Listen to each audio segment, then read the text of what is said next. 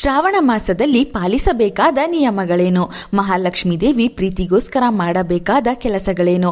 ವರಮಹಾಲಕ್ಷ್ಮಿ ವ್ರತವನ್ನು ಯಾವ ದಿನಾಂಕದಲ್ಲಿ ಆಚರಿಸಬೇಕು? ವ್ರತದ ದಿನವೇ ಆಚರಿಸಲು ಆಗದಿದ್ದರೆ ಯಾವ ಶುಕ್ರವಾರ ಆಚರಿಸಬೇಕು? ಗ್ರಹಣದ ದಿನವೇ ವ್ರತ ಬಂದಿದೆ, ಆಚರಿಸಬೇಕಾ ಬೇಡವಾ? ಶ್ರಾವಣ ಮಾಸಕ್ಕೂ ಮುನ್ನ ಯಾವ ವಸ್ತುಗಳನ್ನು ಮನೆಗೆ ತರಬೇಕು? ಈ ಮಾಸದಲ್ಲಿ ಮಾಡಬಾರದ ತಪ್ಪುಗಳೇನು ಎಂದು ಈಗ ತಿಳಿಯೋಣ. ಮಹಾಲಕ್ಷ್ಮೀ ದೇವಿಗೆ ಪ್ರಿಯವಾದ ಅತ್ಯಂತ ಪವಿತ್ರವಾದ ಮಾಸಗಳಲ್ಲಿ ಶ್ರಾವಣ ಮಾಸವು ಒಂದು.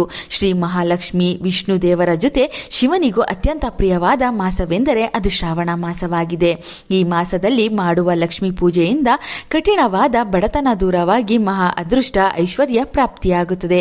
ಈಗ ಮುಗಿಯುತ್ತಿರುವ ಆಷಾಢ ಮಾಸದಲ್ಲಿ ಶುಭ ಕಾರ್ಯಗಳನ್ನು ಮಾಡುವಂತಿಲ್ಲ. ಆದರೆ ಶ್ರಾವಣ ಮಾಸದಲ್ಲಿ ಪೂಜೆ ಪುನಸ್ಕಾರಗಳ ಜೊತೆ ಶುಭ ಕಾರ್ಯಗಳು ಆರಂಭವಾಗುತ್ತದೆ. ಈ ಮಾಸಕ್ಕಾಗಿ ಪ್ರತಿಯೊಬ್ಬರು ಕಾದಿರುತ್ತಾರೆ.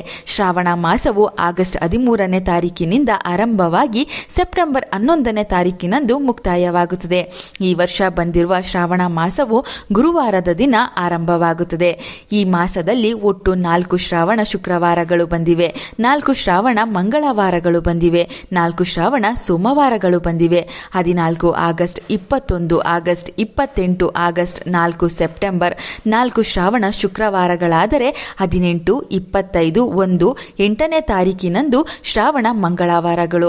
17, 24, 31, 7ನೇ ತಾರೀಕಿನಿಂದ ಶ್ರಾವಣ ಸೋಮವಾರಗಳು ಬಂದಿವೆ. ಶ್ರಾವಣ ಮಾಸದಲ್ಲಿ ಶುಕ್ರವಾರಗಳಂದು ಮಹಾಲಕ್ಷ್ಮೀ ದೇವಿಯನ್ನು ಪೂಜಿಸಿದರೆ ವರ್ಷ ಪೂರ್ತಿ ಐಶ್ವರ್ಯಕ್ಕೆ ಕೊರತೆ ಬರುವುದಿಲ್ಲ. ಶ್ರಾವಣ ಮಂಗಳವಾರಗಳಂದು ತಪ್ಪದೆ ಮಂಗಳಗೌರಿ ವ್ರತವನ್ನು ಆಚರಿಸಬೇಕು. ಸ್ತ್ರೀಯರು ವರಮಹಾಲಕ್ಷ್ಮಿ ವ್ರತಕ್ಕೋಸ್ಕರ 1 ವರ್ಷದಿಂದ ಕಾದಿರುತ್ತಾರೆ. ಈ ಬಾರಿ ವರಮಹಾಲಕ್ಷ್ಮಿ ವ್ರತವು ಆಗಸ್ಟ್ 28ನೇ ತಾರೀಕು ಬಂದಿದೆ. ಶ್ರದ್ಧೆ ಭಕ್ತಿಯಿಂದ ವರ್ಷಕ್ಕೆ 1 ಬಾರಿ ಈ ಪವಿತ್ರವಾದ ವ್ರತವನ್ನು ಯಾರು ಮನೆಯಲ್ಲಿ ಆಚರಿಸುತ್ತಾರೋ ಆ ಮನೆಯಲ್ಲಿ ಸಕಲ ಶುಭಗಳು ನಡೆಯುತ್ತವೆ. ಅಮ್ಮನವರ ಅನುಗ್ರಹದಿಂದ ಸಂಪತ್ತು ವೃದ್ಧಿಯಾಗುತ್ತದೆ. ಕ್ಯಾಲೆಂಡರ್ಗಳಲ್ಲಿ ವರಮಹಾಲಕ್ಷ್ಮಿ ವ್ರತವು ಆಗಸ್ಟ್ 21 ಎಂದು ನೀಡಿದ್ದಾರೆ. ಆದರೆ ಈ ಬಾರಿ ಆಗಸ್ಟ್ 28ನೇ ತಾರೀಕು ಶುಕ್ರವಾರದ ದಿನವೇ ವರಮಹಾಲಕ್ಷ್ಮಿ ವ್ರತ ಆಚರಿಸಬೇಕು. ಏಕೆಂದರೆ ಹುಣ್ಣಿಮೆಗೆ ಹತ್ತಿರವಾದ ಶುಕ್ರವಾರವೇ ವ್ರತವನ್ನು ಆಚರಿಸಬೇಕು. ಆ ದಿನ ಚಂದ್ರನ ಬೆಳಕು ಇರಬೇಕು. ಈ ಬಾರಿ ಬಂದಿರುವ ಮತ್ತೊಂದು ಗೊಂದಲ ಏನೆಂದರೆ ಅದೇ ದಿನ ಗ್ರಹಣ ಕೂಡ ಬಂದಿದೆ. ವ್ರತ ಆಚರಿಸಬೇಕಾ ಬೇಡವಾ ಎಂದು. ಆಗಸ್ಟ್ 28ಕ್ಕೆ ಜರುಗುವ ಗ್ರಹಣವು ಭಾರತದಲ್ಲಿ ಗೋಚರಿಸುವುದಿಲ್ಲ. ಆದ್ದರಿಂದ ಗ್ರಹಣದ ಆಚರಣೆ ಇಲ್ಲ. ಯಾವುದೇ ಭಯವಿಲ್ಲದೆ ವರಮಹಾಲಕ್ಷ್ಮಿ ವ್ರತವನ್ನು ಆಗಸ್ಟ್ 28ಕ್ಕೆ ಆಚರಿಸಬಹುದು.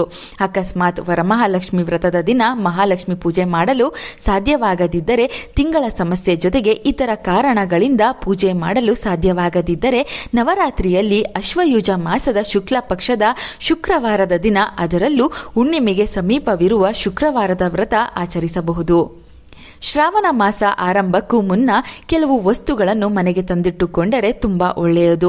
ಮನೆಯಲ್ಲಿ ಮಹಾಲಕ್ಷ್ಮೀ ದೇವಿಯ ಫೋಟೋ ಇಲ್ಲವೆಂದರೆ ತಂದಿಟ್ಟುಕೊಳ್ಳಿ. ಮಹಾಲಕ್ಷ್ಮೀ ದೇವಿಯ ಮುಖವಾಡ ಹಬ್ಬಕ್ಕಾಗಿ ತಂದಿಟ್ಟುಕೊಳ್ಳಿ. ಲಕ್ಷ್ಮೀ ದೇವಿಗೆ ಅತ್ಯಂತ ಪ್ರಿಯವಾದ ಶಂಕುವನ್ನು ಈ ಮಾಸದಲ್ಲಿ ತಂದಿಟ್ಟುಕೊಂಡರೆ ಸಾಕ್ಷಾತ್ ಮಹಾಲಕ್ಷ್ಮಿಯೇ ನಿಮ್ಮ ಮನೆಗೆ ಬಂದಂತೆ ಎಂಬುದನ್ನು ಮರೆಯದಿರಿ. ಈ ಮಾಸದಲ್ಲಿ ತಾವರೆ ಬೀಜಗಳನ್ನು ಮರೆಯದೆ ತನ್ನಿ. ತಾವರೆ ಬೀಜಗಳ ಮಾಲೆಯನ್ನು ಮಹಾಲಕ್ಷ್ಮೀ ದೇವಿಯ ಚಿತ್ರಕ್ಕೆ, ವಿಗ್ರಹಕ್ಕೆ ಅಲಂಕಾರ ಮಾಡಿ. ಈ ಮಾಸದಲ್ಲಿ ಬೆಳ್ಳಿ ದೀಪದಲ್ಲಿ ದೀಪಾರಾಧನೆ ಮಾಡಿದರೆ ತುಂಬಾ ಶ್ರೇಷ್ಠ. ಆದ್ದರಿಂದ ನಿಮ್ಮ ಶಕ್ತಿಗೆ ಅನುಸಾರವಾಗಿ ಚಿಕ್ಕ ಬೆಳ್ಳಿ ದೀಪಗಳನ್ನು ಮನೆಗೆ ತಂದಿಟ್ಟುಕೊಳ್ಳಿ. ಬೆಳ್ಳಿ ದೀಪಗಳನ್ನು ತರಲು ಸಾಧ್ಯವಾಗದಿದ್ದರೆ ಕನಿಷ್ಠ 5 ಮಣ್ಣಿನ ದೀಪಗಳನ್ನು ಮನೆಗೆ ತನ್ನಿ. ಸರ್ವಶ್ರೇಷ್ಠವಾದ ಮಣ್ಣಿನ ದೀಪಗಳು ಕೂಡ ಮನೆಗೆ ಐಶ್ವರ್ಯ ಹಾಗೂ ನೆಮ್ಮದಿಯನ್ನು ಹೊತ್ತು ತರುತ್ತವೆ. ಶ್ರಾವಣ ಮಾಸದಲ್ಲಿ ಹೊಸ ಪೊರಕೆ, ಬಾಚಣಿಗೆ, ಬೆಳ್ಳಿಯ ಲಕ್ಷ್ಮೀ ನಾಣ್ಯ, ಅರಿಶಿಣ, ಕುಂಕುಮ, ಕವಡೆಗಳು, ಗೋಮತಿ ಚಕ್ರಗಳು, ಬಳೆಗಳು, ಕಳಸಕ್ಕೆ ಬೇಕಾದ ತಾಮ್ರದ ಚೊಂಬು, ನೂತನ ವಸ್ತ್ರಗಳನ್ನು ಖರೀದಿ ಮಾಡಿ ತರಬಹುದು. ಶ್ರಾವಣ ಶನಿವಾರಗಳಂದು ವೆಂಕಟೇಶ್ವರ ಸ್ವಾಮಿಯ ಮುಂದೆ ಹಿಟ್ಟಿನ ದೀಪಾರಾಧನೆ ಮಾಡಿದರೆ ಕೋರಿಕೆಗಳು ಬೇಗನೆ ನೆರವೇರುತ್ತವೆ. ಹಿಟ್ಟಿನ ದೀಪ ಸಾಧ್ಯವಾಗಿಲ್ಲ ಎಂದರೆ ತುಪ್ಪದ ದೀಪಾರಾಧನೆಯನ್ನು ಕೂಡ ಮಾಡಬಹುದು. ಈ ಮಾಸದಲ್ಲಿ ಆದಷ್ಟು ತುಳಸಿ ಗಿಡದ ಮುಂದೆ ದೀಪಾರಾಧನೆ ಮಾಡಿ ತುಳಸಿ ದೇವಿಗೆ ವಿಶೇಷವಾಗಿ ಪೂಜೆ ಮಾಡಿ. ಮನೆಯಲ್ಲಿ ತುಳಸಿ ಗಿಡ ಇಲ್ಲವೆಂದರೆ ಒಂದು ತುಳಸಿ ಗಿಡದ ಜೊತೆ ತುಳಸಿ ಕಟ್ಟೆಯನ್ನು ಕೂಡ ಮನೆಗೆ ತನ್ನಿ. ಮಹಾಲಕ್ಷ್ಮಿ ಹಾಗೂ ವಿಷ್ಣು ದೇವರ ಕೃಪೆ ಪಡೆಯಲು ತುಳಸಿ ದೇವಿಯನ್ನು ಕೂಡ ಪೂಜಿಸಲೇಬೇಕು. ಶ್ರಾವಣ ಸೋಮವಾರಗಳಂದು ಶಿವನ ದೇಗುಲಕ್ಕೆ ಹೋಗಿ ಶಿವಾಭಿಷೇಕ ಮಾಡಿ. ಶಿವದರ್ಶನವನ್ನು ಶ್ರಾವಣ ಮಾಸದ ಸೋಮವಾರಗಳಂದು ಮಾಡಿದರೆ ಜನ್ಮಗಳ ಪಾಪಗಳೆಲ್ಲ ಕಳೆದು ಶಿವನ ಕೃಪೆ ಪ್ರಾಪ್ತಿಯಾಗುತ್ತದೆ. ಕಷ್ಟಗಳೆಲ್ಲ ಮಂಜಿನಂತೆ ಕರಗಿ ಅದೃಷ್ಟದ ಜೀವನವನ್ನು ನೋಡಬಹುದು. ಶ್ರಾವಣ ಮಾಸ ಆರಂಭಕ್ಕೂ ಮುನ್ನ ಮನೆಯನ್ನು ಶುಚಿ ಮಾಡಿಕೊಳ್ಳಿ. ಮನೆಗೆ ಅವಶ್ಯಕತೆ ಇಲ್ಲದ ಕೆಟ್ಟು ಹೋದ ಹಾಳಾದ ವಸ್ತುಗಳನ್ನು ಮನೆಯಿಂದ ಉಪಯೋಗಿಸದ ಪಾದರಕ್ಷೆಗಳು, ಕಬ್ಬಿಣದ ವಸ್ತುಗಳು, ಪ್ಲಾಸ್ಟಿಕ್ ಸಾಮಗ್ರಿಗಳು ಮನೆಯ ಮೆಟ್ಟಿಲಿನ ಕೆಳಗೆ, ಮನೆಯ ಮೇಲಿಟ್ಟಿದ್ದರೆ ಹೊರಹಾಕಿ. ಈ ವಸ್ತುಗಳು ಹೆಚ್ಚು ಕಾಲ ಮನೆಯಲ್ಲಿದ್ದರೆ ನೆಗೆಟಿವ್ ಶಕ್ತಿಯನ್ನು ಆಕರ್ಷಿಸುತ್ತದೆ. ಶ್ರಾವಣ ಮಾಸದಲ್ಲಿ ಮಾಂಸಾಹಾರದಿಂದ ದೂರವಿರಿ.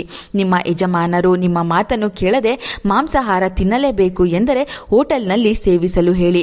ಅನಾರೋಗ್ಯ ಸಮಸ್ಯೆ ಇದ್ದವರು ಮನೆಯಲ್ಲಿದ್ದರೆ ಅವರಿಗೆ ಮಾತ್ರ ಮನೆಯಲ್ಲಿ ತಿನ್ನಲು ಅವಕಾಶ ಮಾಡಿಕೊಡಿ. ನಿಮ್ಮ ಕೈನಿಂದಲೇ ಅಡುಗೆ ಮಾಡಿ ನೀವು ಮಾತ್ರ ನಿಯಮವನ್ನು ಪಾಲಿಸಬಹುದು.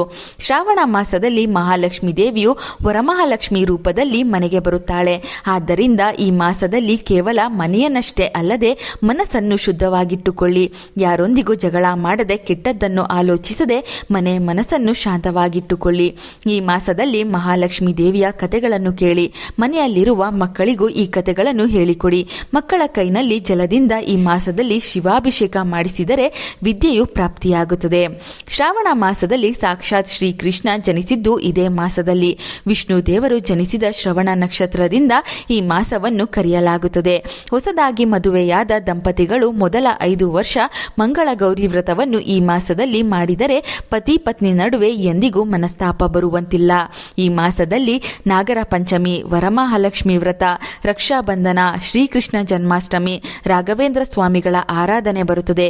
ಈ ಮಾಸದ ಮಾಹಿತಿ ಇಷ್ಟವಾದರೆ ಈ ವಿಡಿಯೋಗೆ ಲೈಕ್ ಕೊಡಿ. ಚಂದನಾ ಲೋಕ ಯೂಟ್ಯೂಬ್ ಹಾಗೂ ಫೇಸ್ಬುಕ್ ಪೇಜನ್ನು ಫಾಲೋ ಮಾಡಿ. Thank you.